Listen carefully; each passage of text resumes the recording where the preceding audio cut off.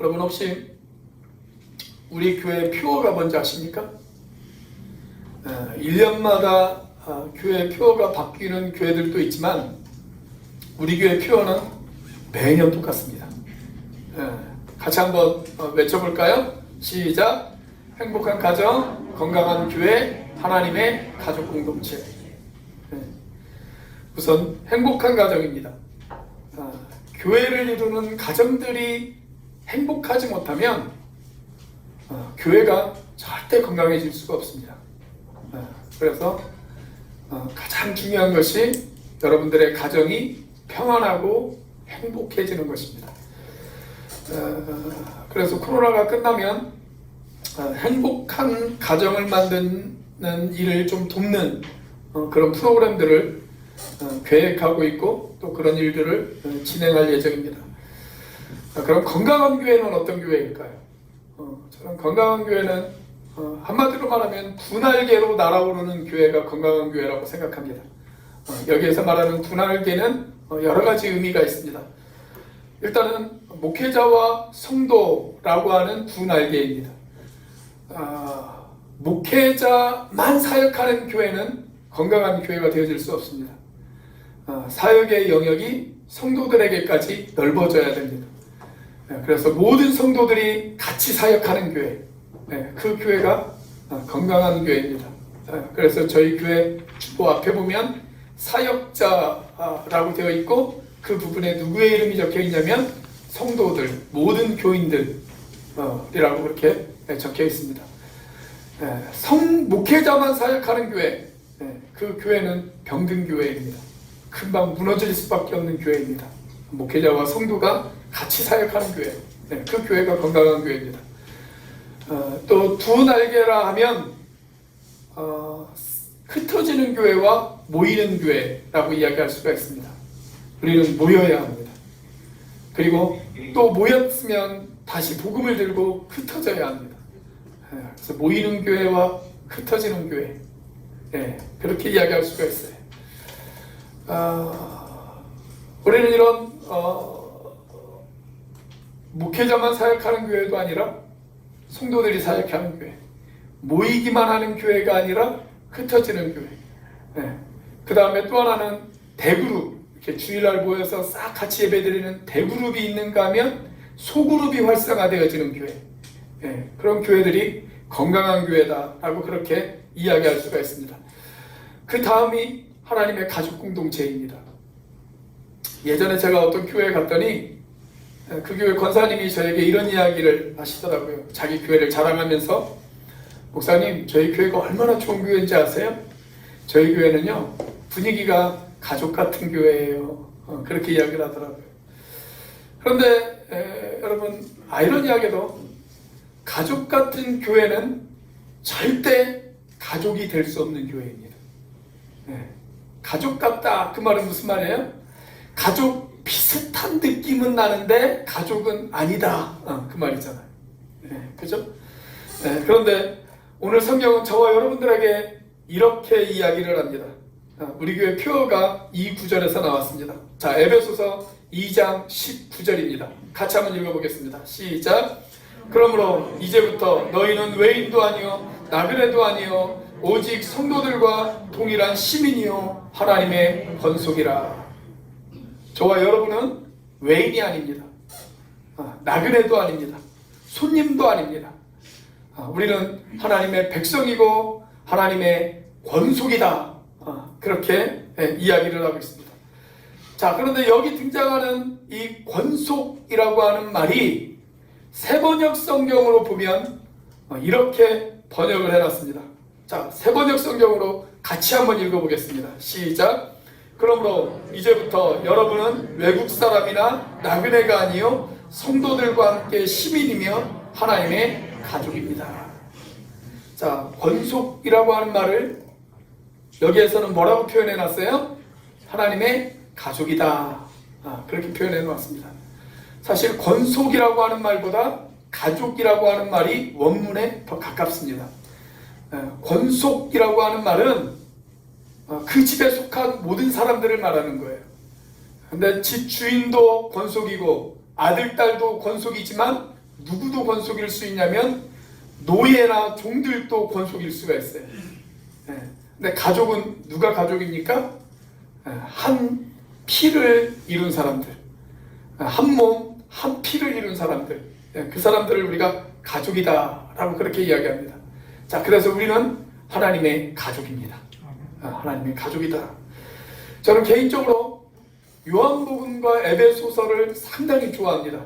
물론 성경 66권 전체에서 하나님의 주시는 그런 은혜를 받지만 요한복음과 에베소서를 읽을 때마다 큰 은혜를 받습니다. 특별히 요한복음도 그렇지만 에베소서 가운데에서는 교회가 무엇인지를 우리에게 잘 설명해주고 있는 책이 에베소서라고 하는 책입니다. 교회가 무엇인지, 교회의 본질이 무엇인지, 교회가 어떤 일을 해야 하는지 거기에 대해서 잘 설명해주고 있는 책이 에베소서라고 하는 책이에요. 자, 바울이 교회가 무엇인지를 깨달았어요. 그리고 교회를 경험했어요. 그리고 이 교회가 무엇인지를 가르쳐주기 위해서 지금 에베소서라고 하는 편지를 쓰고 있어요. 자, 그러면서 바울이 이런 고백을 합니다. 에베소서 5장 32절 말씀입니다. 같이 한번 읽어보겠습니다. 시작. 이 비밀이 크도다. 나는 그리스도와 교회에 대하여 말하노라. 교회를 향한 하나님의 비밀을 바울이 깨달았어요. 여러분, 그 비밀이 뭘까요? 오늘 본문에 보면 바울이 깨달은 비밀에 대해서 우리에게 소개해주고 있어요. 교회를 향한 하나님의 비밀, 그 비밀을 이야기하고 있습니다. 자, 바울이 발견한 교회의 비밀, 과연 무엇일까요? 첫째, 교회는 하나님이 거하시는 집입니다. 교회는 하나님이 거하시는 집이다. 자, 오늘 본문 말씀을 보면 교회는 하나님이 거하시는 집이다, 그렇게 이야기를 하고 있죠. 20절 말씀이에요. 같이 한번 읽어보겠습니다. 시작. 너희는 사도들과 선지자들의 터 위에 세우심을 입은 자라. 그리스도 예수께서 친히 모퉁이 돌이 되셨느니라. 자, 여기 보면 너희는 사도들과 선지자들의 터 위에 세우심을 입은 자다, 그렇게 기록하고 있어요. 자, 그런데 이 말씀도 세번역 성경으로 읽으면 이렇게 기록되어져 있습니다. 여러분은 사도들과 예언자들이 놓은 기초 위에 세워진 건물이며 그리스도 예수가 그 모퉁이 돌이 되십니다. 그러니까 저와 여러분이 어떤 사람이라고요? 사도들과 예언자들이 놓은 기초 위에 세워진 건물이다. 그러니까 저와 여러분은 집이다, 그렇게 이야기를 합니다. 집이다. 사도들과 예언자들이 세워놓은 기초 위에 세워진 집이다, 그렇게 이야기를 하고 있어요. 여러분, 우리가 어렸을 때 학교에서 운동장에 다 모여 있으면 선생님이 한 학생을 딱 지정을 하죠. 그리고 그 학생이 뭐라고 이야기를 하냐면 기준, 그렇게 이야기를 합니다. 그러면 그 학생이 손을 번쩍 들고 기준 하고 외쳐요. 그러면 기준이라고 한 외친 그 학생 주변으로 모든 학생들이 다 모여들어서 빈자리를 채워나가기 시작을 합니다. 그럼 기준은 움직이는 겁니까? 움직이지 않는 겁니까? 안 움직이죠. 기준은 움직이면 안 돼요. 움직이면 기준이 되어질 수 없어요. 자, 마찬가지예요. 집을 지을 때도 마찬가지입니다. 기준이 있어야 돼요. 기준이. 그리고 그 기준을 중심으로 벽돌들이 올라가기 시작을 합니다. 자, 교회도 마찬가지입니다. 예수님께서 친히 우리의 기준이 되어주셨습니다. 내가 기준이 아니에요. 목사가 기준이 아닙니다. 누가 기준입니까? 우리의 생명 대신 예수님께서 기준이십니다. 그분이 친히 기준이라고 외치시면서 모퉁이 돌이 되어주셨다 라고 그렇게 성경은 우리에게 이야기합니다. 그리고 그 기준 대신 예수님 옆에 그 예수님을 닮아가고 싶어하는 벽돌들이 하나하나 차곡차곡 놓여지기 시작을 합니다. 자, 그 벽돌들 가운데 제가 있습니다. 그리고 그 벽돌들 가운데 여러분이 있습니다. 자, 그렇게 하나하나 쌓아져서 집을 이룹니다. 그 집이 바로 교회다라는 거예요. 그 교회다. 그런데 여러분, 좋은 집은 벽돌과 벽돌이 가지런히 연결되어져 있습니다. 그 말씀이 21절에 소개되어져 있습니다. 자, 21절 같이 한번 읽어보겠습니다. 시작. 그의 안에서 건물마다 서로 연결하여 주 안에서 성전이 되어가고. 자, 좋은 집은 모두 서로가 연결되어져 있어요. 그 집이 좋은 집이에요. 절대 따로 놀지 않습니다. 자, 건물이 서로 연결되어 있지 않으면 어떻게 되어질까요? 얼마 전에 광주에서 그 아파트를 짓다가 아파트가 무너진 사건, 여러분들 잘 알고 계시죠? 이게 그 거푸집공법이라고 하는 공법으로 짓는 아파트였거든요. 근데 밑에 층이 그 완전히 붙지를 않았어요. 시멘트가 완전히 붙지를 않았습니다. 그러니까 완전히 건물이 연결이 되어지지 않은 상태에서 무리하게 그 위로 계속 올리려다가 벌어진 참사입니다. 여러분, 완전히 연결되어지지 않으면 건물이 무너집니다. 집이 무너져요. 자, 그런데 좋은 집은 어떨까요? 좋은 집은 잘 연결되어 있어요. 절대 따로 놀지 않습니다. 어떤 지체는 교회 창문이 되어가고, 어떤 지체는 교회 유아실이 되어가고, 어떤 지체는 교회 예배당이 되어갑니다. 어떤 지체는 교회 주방이 되어가고, 어떤 지체는 교회 화장실이 되어갑니다. 어떤 지체는 눈과 귀를 막아주는 교회 지붕이 되어집니다. 자, 이렇게 모든 지체들이 물샐 틈 없이 진하게 연결되어져 있어야 그 건물이 좋은 건물입니다. 그런데 벽과 지붕이 연결되어 있지 않으면 어떻게 되어질까요? 지붕이 무너져요. 지붕이 없는 집이 되어집니다. 지붕이 없는 집 들어가 보신 적 있으세요? 밤에 이렇게 누우면 별이 다 보여요. 그래서 그 밤에 저 별은 나의 별, 저 별은 너의 별, 그렇게 노래를 부르면서 잠들어야 될지도 모르겠어요. 운치는 있겠죠. 그런데 다음날 아침에 송장으로 발견되어질 수도 있습니다. 우리가 집을 밀접하게 잘 지어야 되는 이유가 있어요. 왜 그럴까요? 이 집을 분양받고 싶어 하시는 분이 계세요. 그분이 누구일까요? 자, 22절입니다. 같이 한번 읽어보겠습니다. 시작. 너희도 성령 안에서 하나님이 거하실 처소가 되기 위하여 그리스도 예수 안에서 함께 지어져 가느니라.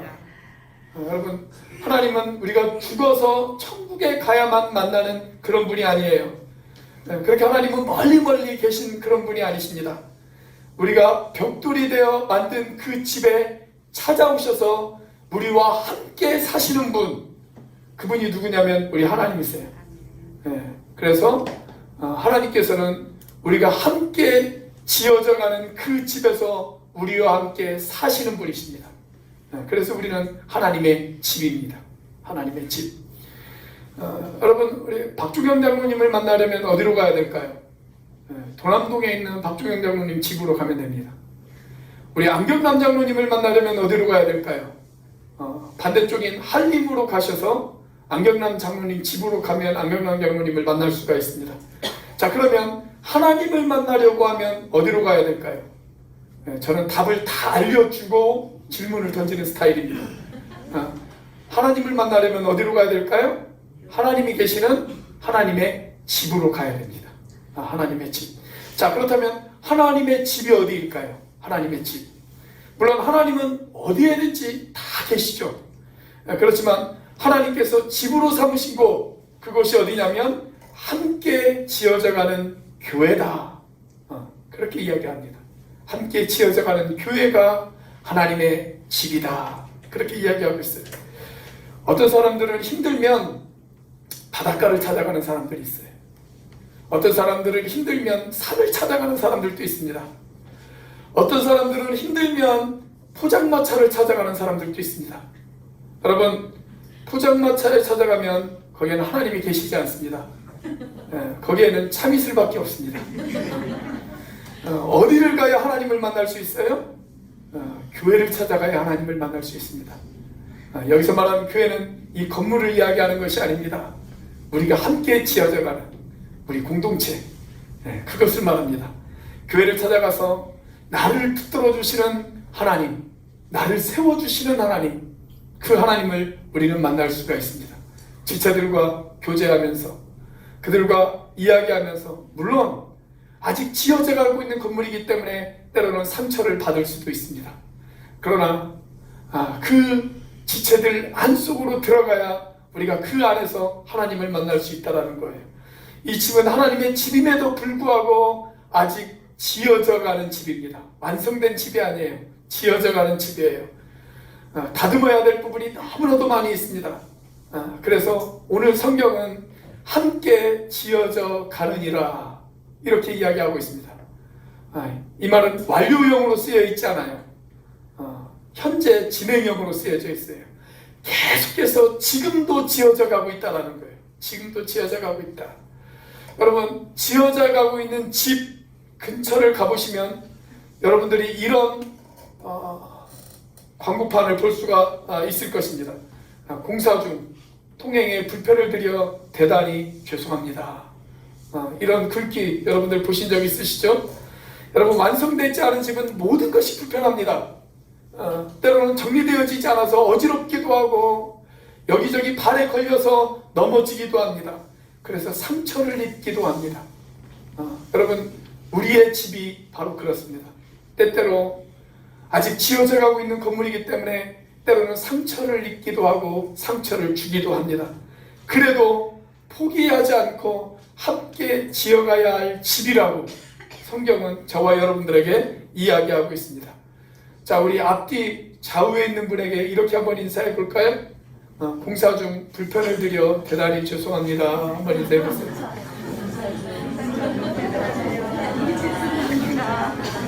네, 다시 한번 인사해 보겠습니다. 그래도 함께 지어갑시다. 한번 인사해 보세요. 네. 자, 교회의 비밀 무엇일까요? 두 번째로, 교회는 하나님의 가족입니다. 교회는 하나님의 가족입니다. 제가 지금부터 한 15년 전쯤에 세미나를 한번 다녀온 적이 있습니다. 제가 거의 매년 한 2월 중순경이 되어지면 가던 세미나가 있어요. 침례교 미래를 준비하는 모임이라고 하는 그런 세미나를 매년 갔습니다. 지금은 그 세미나가 없어져가지고 제가 가지를 않는데, 한 3박 4일 일정으로 안성에 있는 사랑의 수양관에서 그 세미나를 매년 했었습니다. 크고 아름답게 지어진 그 강의실에서 정말 많은 은혜를 받았고 많은 도전도 받았습니다. 서비스는 또 얼마나 좋았는지 몰라요. 매 시간마다 간식이 제공되어지고 음료수가 제공되어지고 좋은 식사가 제공되어졌습니다. 무엇 하나 부족함이 없었어요. 그런데 그것보다 더 좋았던 것이 있어요. 그게 뭐냐면, 그때 저희 큰애가 한 5살쯤 되었고요, 저희 쌍둥이들이 한 2살쯤 되었거든요. 제가 집에 있었으면 저녁 시간에 토끼 같은 새 아들과 여우 같은 마누라 때문에 엄청 시달렸을 텐데, 3박 4일 동안 아내도 없고 아이들도 없는 그곳에서 완전히 자유를 얻었다라는 것이 저에게는 너무나도 좋았습니다. 완전 자유를 누렸습니다. 아주 편안하게 먹고 싶으면 먹고, 쉬고 싶으면 쉬고, 책을 읽고 싶으면 책을 읽고, 기도하고 싶으면 기도하고, 완전 자유를 누렸어요. 자, 그런데 몸은 편안했는데 마음은 평안하지 못했습니다. 그러니까 편안은 있는데 평안이 없었어요. 평안이 없었어요. 자, 세미나를 마치고 집에 돌아왔습니다. 그때 저희 집이 엘리베이터가 없는 4층 빌라에 4층에 살고 있었어요. 그냥 1층 아직 집 안으로 들어가지도 않았어요. 그냥 1층 빌라 유리문 입구를 딱 열었을 뿐인데 벌써 4층에서 아이들의 떠드는 소리가 1층까지 들려요.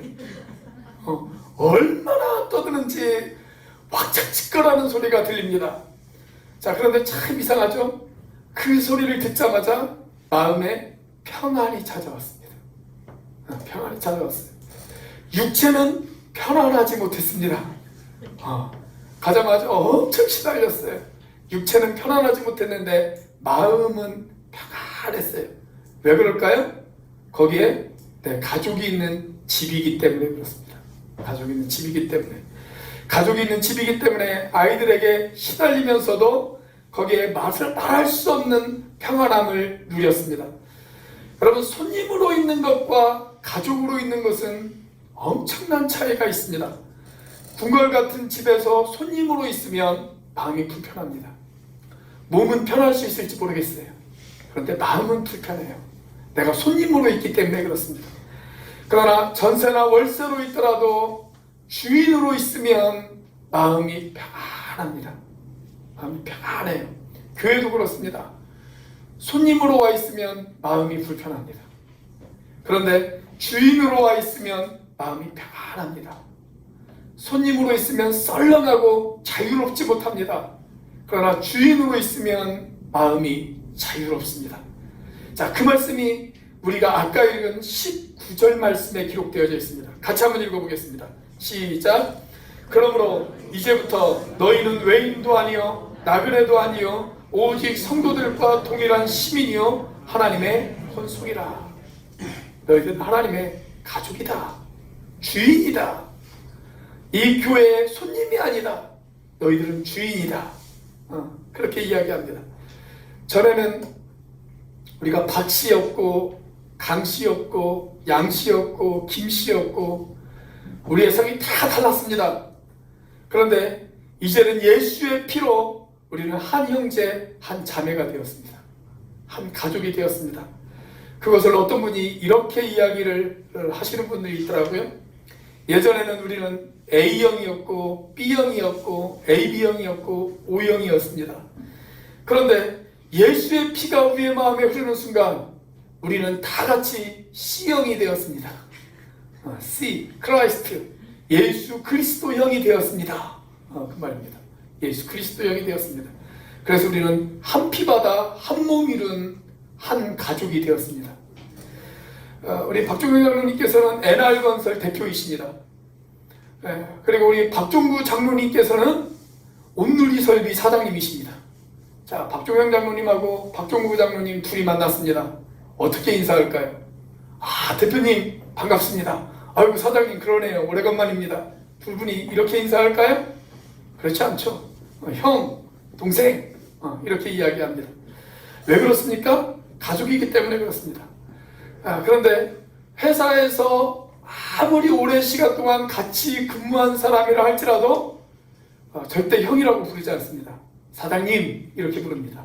왜 그렇습니까? 가족이 아니기 때문에 그렇습니다. 아무리 오랜 시간을 같이 보내도 가족이 아니기 때문에 그래요. 우리 교회분들은 다 아시겠지만 저는 개인적으로 목사라고 하는 호칭보다는 형제라고 하는 호칭을 아주 선호합니다. 예수를 안 믿는 사람들도 저에게 목사라고 부를 수가 있습니다. 그러나 형제라고 하는 호칭은 아무나 부를 수 있는 호칭이 아닙니다. 오직 가족들만 부를 수 있는 호칭입니다. 가족들만 부를 수 있는 호칭. 내가 예수 안에서 한 형제가 되고 한 자매가 되었습니다. 그래서 우리는 예수의 피로 한 가족이 되었습니다. 이것을 고백할 수 있는 사람들만 부를 수 있는 호칭, 그 호칭이 형제와 자매라고 하는 호칭입니다. 사실 성경에 보면 목사라고 하는 말은 딱 한 번밖에 나오지 않아요. 딱 한 번 등장해요. 그것도 그냥 일반적인 호칭이 아니라 행정적인 호칭으로 부릅니다. 행정적인 호칭. 성경의 대부분은 사도도 형제 자매였고 교회 집사도 형제 자매였고 목사도 형제 자매였고 다 형제 자매였습니다. 자, 그렇다고 오해하지 마세요. 제가 목사님, 집사님 이렇게 부르는 것이 틀렸다고 말하는 것은 아니에요. 저는 단지 형제 자매라고 하는 이 호칭이 아주 귀한 것이다 라는 것을 강조하고 싶을 뿐이에요. 자, 제가 초등학교 다닐 때 저희 어머님이 시장에 가셔서 운동화 한 켤레를 사오셨어요. 나이키를 사오셨습니다. 저는 그때까지 브랜드 신발을 단 한 번도 신어본 적이 없어요. 나이키, 아디다스는 꿈에도 생각을 못했고요. 그 흔한 그 당시에 프로 월드컵 뭐 이런 것도 신어본 적이 없습니다. 그런데 어느 날 저희 어머니가 나이키를 사오셨어요. 제가 초등학교 5학년 때인가 6학년 때인가 아마 그랬을 겁니다. 얼마나 기뻤겠습니까? 제 마음이 너무나도 기뻤어요. 그것을 신고 친구들에게 자랑을 했습니다. 그런데 며칠 지나고 나서 로고가 조금 이상하다는 것을 느꼈습니다. 이름도 조금 다르더라고요. 나이키가 아니라 나이스였습니다. 나이스. 우리가 이런 것을 가리켜서 뭐라고 이야기를 합니까? 짝퉁이다 라고 그렇게 이야기를 합니다. 여러분, 진짜 상품을 사면 그 상품의 사용설명서에 뭐라고 적혀 있냐면 이런 글귀가 적혀 있습니다. 유사품에 주의하세요. 그런 글귀가 적혀 있습니다. 네, 가족 같은 교회는 진짜 교회가 아닙니다. 그건 짝퉁입니다. 유사품입니다. 성경은 교회는 가족이다 그렇게 이야기합니다. 우리는 가족입니다. 우리 앞뒤 좌우에 있는 분에게 이렇게 한번 인사해 보겠습니다. 제 가족이십니다. 이렇게 한번 인사해 보세요. 여러분, 가족이기 때문에 포기할 수 없어요.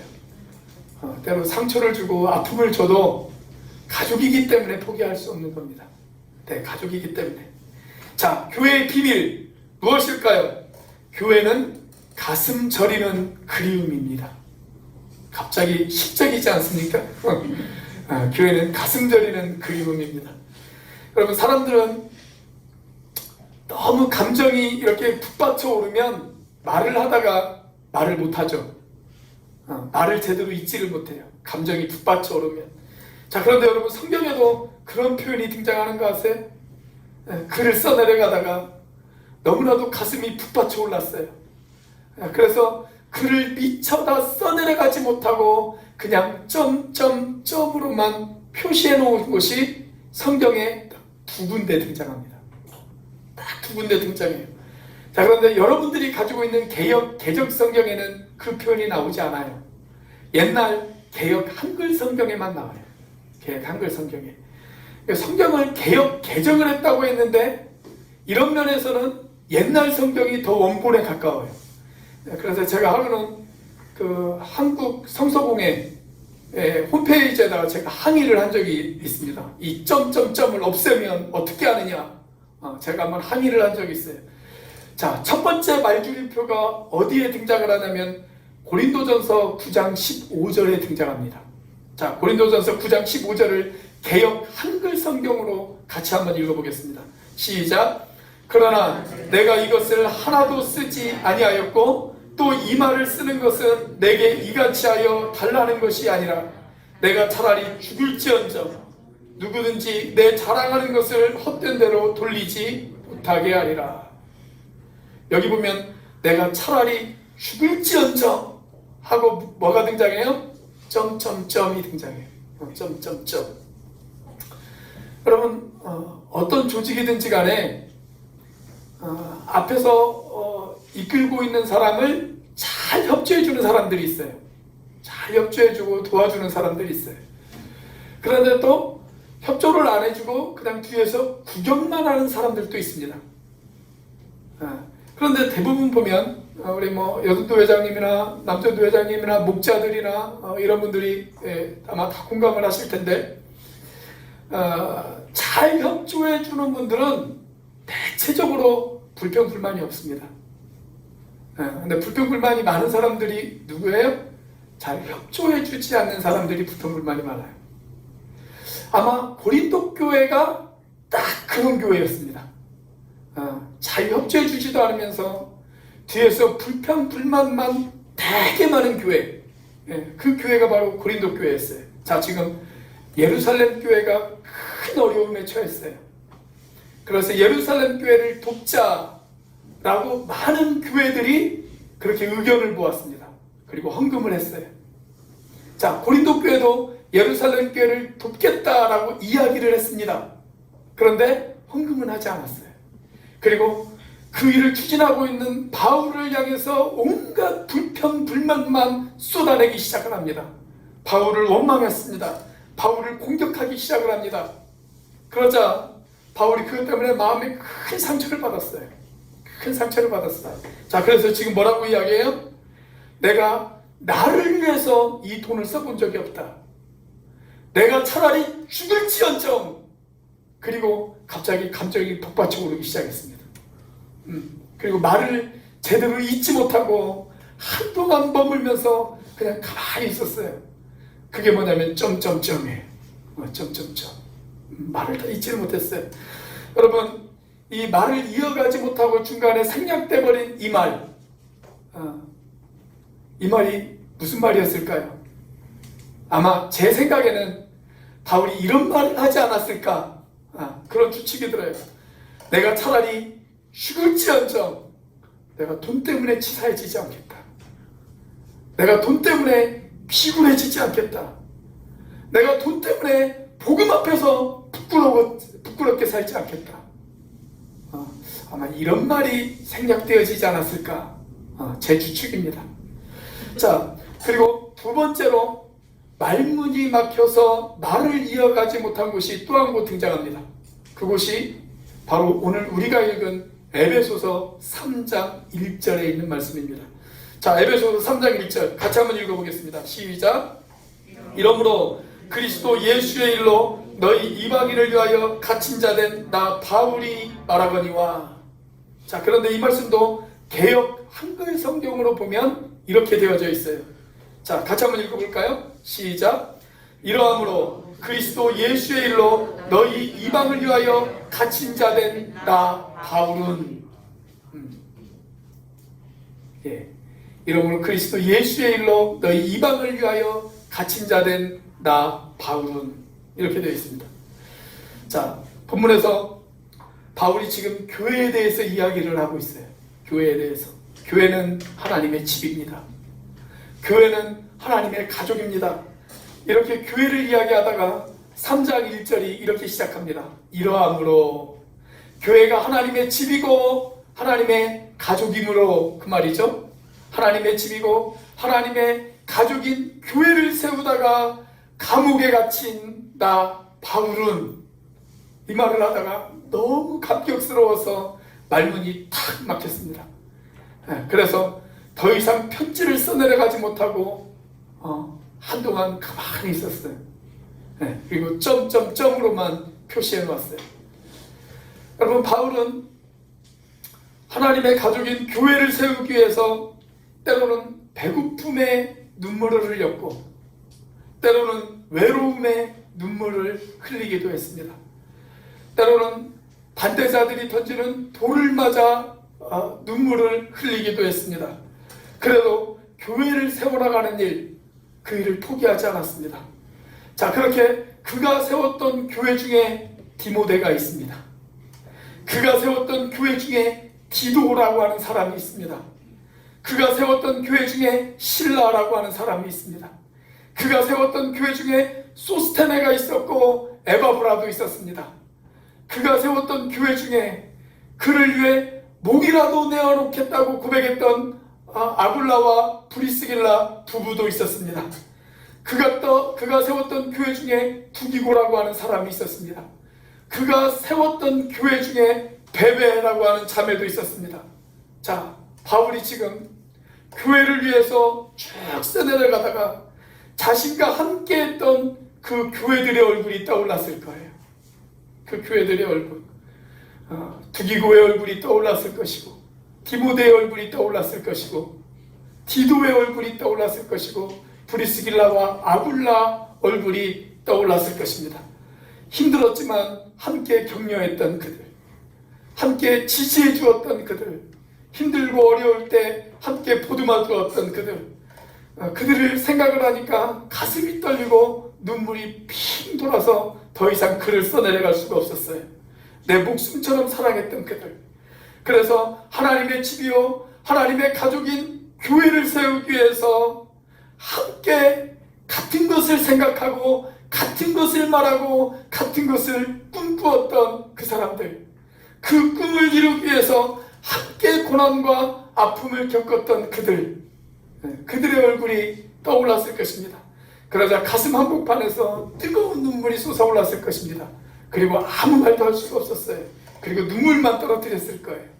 그래서 저는 이 점점점을 가리켜서 바울의 눈물 자국이다, 그렇게 표현하기를 좋아합니다. 전 이 1절 말씀을 묵상하다 보면 생각나는 사건이 하나 있어요. 제가 2005년 봄에 목사 안수를 앞두고 있었거든요. 근데 전도사 시절인데 이주령 목사님께서 저를 부르세요. 그래서 사무실에서 일을 보고 있다가 목양실로 갔습니다. 목양실에 갔더니 이주령 목사님께서 에베소서 3장 1절 말씀을 딱 펼쳐서 이 구절을 읽어주시더라고요. 이 구절을 딱 읽어주시면서 저에게 이런 이야기를 하세요. 형제, 이 점점점의 의미가 뭔지 알아? 이게 바로 교회야. 이게 바로 교회야. 나는 형제가 안수받기 전에 교회의 의미가 무엇인지를 알았으면 참 좋겠어. 그리고 그 교회를 경험했으면 좋겠어. 그러면 성경이 아마 새롭게 보일 거야. 그렇게 이야기를 하시더라고요. 그리고 그때 제가 기도했습니다.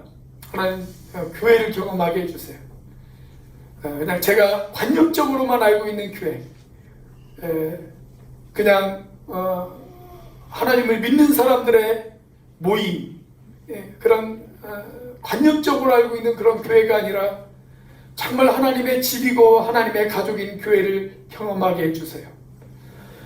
그리고 목사 안수 받고 나서 제가 교회가 무엇인지를 깨닫고 그 교회를 경험하고 난 이후에 제가 쓴 시 한 편이 있습니다. 그 시가 주보에 소개되어진 시입니다. 제목 점점점. 할 말이 너무 많아 말하지 못하는 감격스러움, 그 심장으로 전하는 떨림의 소리 점점점. 형제는 이 눈물의 의미를 아십니까? 그리움이 가득 넘쳐서 표현할 수 없는 두근거림, 그 숨막힘으로 전하는 맥박의 소리 점점점. 형제는 이 그리움의 의미를 아십니까? 날마다 시마다 분초마다 자기를 부인하고 십자가를 지라는 그 생명의 말씀으로 비워버린 자아, 형제는 이 빈 공간의 의미를 아십니까? 사랑의 나눔 있는 곳에 친히 찾아오셔서 머무신 머릿돌, 그 옆으로 연결된 가족 공동체 교회, 형제는 이 사랑의 의미를 아십니까? 내게 맡겨주신 지체들, 그들이 나의 가족이고 눈물이고 생명입니다. 비록 차가운 감옥 안에 있었지만 바울의 가슴 속에는 교회가 있었습니다. 그래서 그는 행복할 수 있었습니다. 형장의 이슬로 사라졌지만 그래도 그 가슴 속에는 교회가 있었습니다. 그가 세워놓은 수많은 교회들이 있었습니다. 디모데가 있었고 디도가 있었고 두기고가 있었고 베베가 있었습니다. 그들의 이름을 부르다가 가슴 벅차 눈물을 흘렸던 바울, 얼마나 행복했을까요? 저는 우리들의 가슴 속에도 그러한 꿈이 있기를 바랍니다. 한 사람 한 사람 지체들의 이름을 부르다가 감격 어린 마음으로 눈물을 흘릴 수 있는 그런 교회, 그들과 함께 가슴 아파할 수 있는 교회, 그렇게 감격으로 말문이 막힐 수 있는 교회. 여러분, 우리가 이런 교회를 경험한다면 성령님께서 우리가 함께 지어져가는 이 집에 그분이 거하시지 않으시겠습니까? 저와 여러분이 그런 교회를 이루실 수 있는 우리 온누리 교회가 되어지기를 주의 이름으로 축원합니다. 기도하시겠습니다.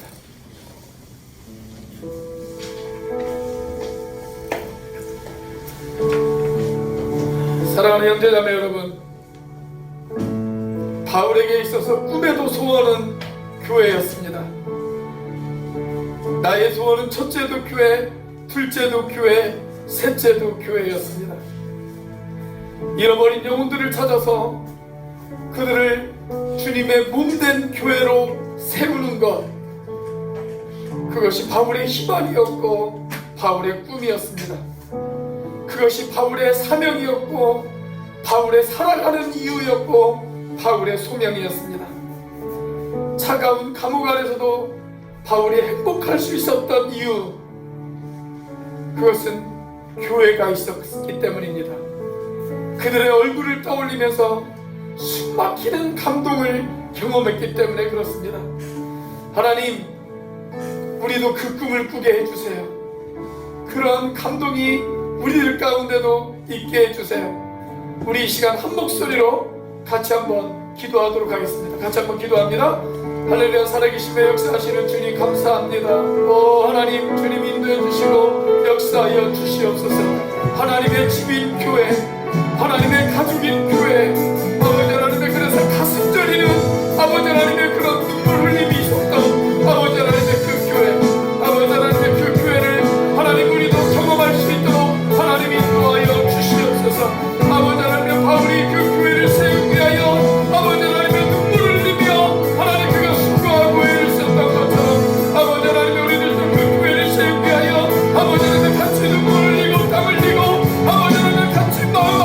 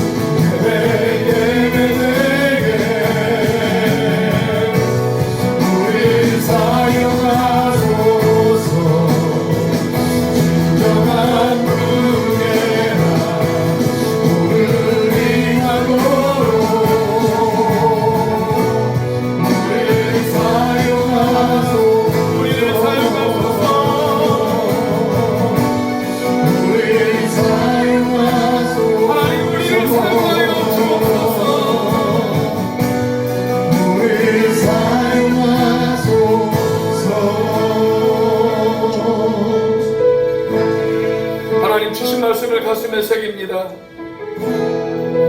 교회는 하나님이 거하시는 집입니다. 교회는 하나님의 가족 공동체입니다. 교회는 가슴 떨리는 그리움입니다. 교회는 생명입니다. 함께 지어져 가야 할 집입니다. 하나님, 우리 온누리교회를 붙잡아 주셔서 교회를 교회되게 하여 주시옵소서. 이제는 우리를 위하여 십자가에 달리신 성자 하나님의 변함없는 은혜와 그 독생자를 죽기까지 내어주신 성부 하나님의 크신 사랑과 지금도 그 사랑을 깨닫게 하시고 충만하게 하시는 성령 하나님의 교통하심이 하나님이 거하시는 하나님의 가족 공동체인 교회를 꿈꾸는 우리 오누리교회 형제자매들 머리 위에 지금부터 영원까지 함께 하시기를 예수님의 이름으로 기도하옵나이다.